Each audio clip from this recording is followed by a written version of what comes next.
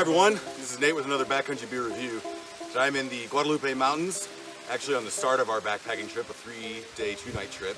And behind me is the top of Sitting Bull Falls, which I haven't even seen the whole thing yet, and it's already extremely beautiful. The beer I'm reviewing today is extremely special. I'll explain why in a little bit, but it's by Beer Creek Brewing Company in Santa Fe, New Mexico, and it's their Prince Jack Imperial Porter. I'm a huge fan of Beer Creek Brewing Company.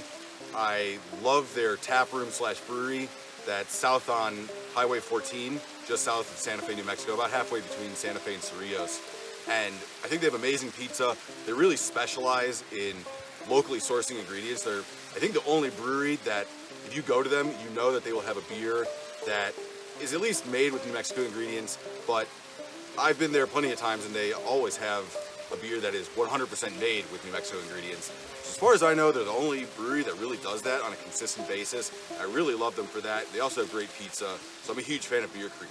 So this is part of their, I don't know what they call it, it's some series where they have one Imperial beer for every face card in the deck. So the Jack, obviously Imperial Porter, I believe the Queen is an Imperial Blonde, the King an Imperial Stout, and the Ace an Imperial Red Ale. And this is not barrel aged, but they do actually have barrel-aged versions of all 4 of these beers. They're really worth checking out, really cool can art.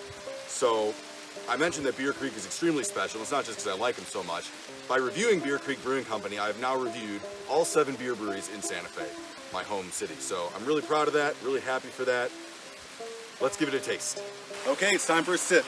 It's really uncannily like chocolate mousse, both in the way it tastes and in its mouthfeel. It's very velvety.